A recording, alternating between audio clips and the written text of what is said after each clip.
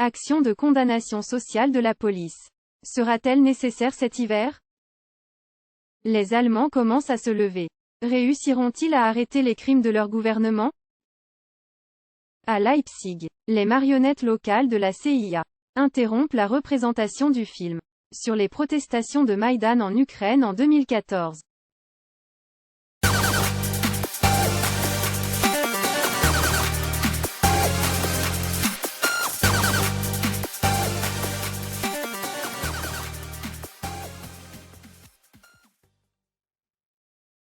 De plus en plus les gens se posent la question s'il faudra organiser une action de condamnation sociale de la police cet hiver.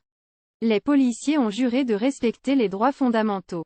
Pourtant quand on passe à la pratique, ils déclarent qu'ils n'ont qu'à obéir la loi locale, même si elle viole la Constitution.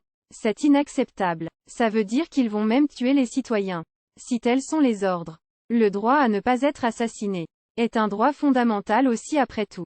Et ils répètent fermement qu'ils n'ont pas besoin de les respecter. Les policiers et leurs familles doivent comprendre qu'ils ont tort, et qu'ils risquent des longues années de prison. Une fois leurs crimes seront jugés par un tribunal populaire. Si la police décide encore une fois d'enfreindre sur les droits fondamentaux, et d'ailleurs d'empêcher les manifestations pacifiques contre ces crimes, le peuple se trouvera dans la situation où il faudra exprimer au quotidien le désaccord pour la corruption policière. Un simple geste inoffensif d'un pouce vers le bas, à chaque fois quand vous voyez un policier, pourrait s'avérer suffisant pour réveiller certains agents. La patience des Allemands s'épuise à l'approche du froid. Récemment, le vice-chancelier Habeck a reçu un coup dur de la part d'électeurs en colère. Lors d'un rassemblement en Bavière, centaines des habitants, armés de banderoles sur lesquelles on pouvait lire « belliciste »,« traître » et « menteur », ont fustigé le ministre de l'économie.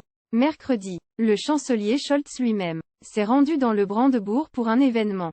Les manifestants ont scandé « traître de la nation » et « dégage d'ici ». Scholz était à peine compréhensible à cause des cris de la foule. Commentaire Noban. Il est l'heure de mettre en prison tous membres d'administration qui ont participé activement ou passivement dans les crimes sanitaires. C'est une étiquette sur leur front qui signifie qu'ils font partie du plan mondialiste. Ils ne représentent pas le peuple, mais uniquement les groupes d'intérêts spéciaux. Les Allemands pourraient commencer à mettre en état d'arrestation les agents de la police corrompus, et éventuellement faire la même chose avec les politiciens. L'hiver s'annonce politiquement orageux. Le documentaire « Ukraine on Fire » a été produit par le réalisateur Oliver Stone et porte sur les manifestations de Maïdan. Des militants communistes ont maintenant perturbé une représentation à Leipzig. Ils n'aiment pas le contenu du film. Commentaire Noban. La CIA manipule beaucoup des idiots locaux, comme par exemple Antifa. Ils sont prêts à sortir au moindre geste et provoquer des bagarres pendant les manifestations pacifiques, interrompre les événements culturels, ou encore démolir les villes. La police ne les touche pas, car elle est au courant qu'ils font partie du système. On peut s'attendre à la forte présence de ces opératifs de la CIA dans les rues suisses cet hiver. Le peuple suisse souhaite la démission du gouvernement et la création d'un tribunal populaire. Cela ne plaît pas du tout aux communistes occidentaux, alias les mondialistes.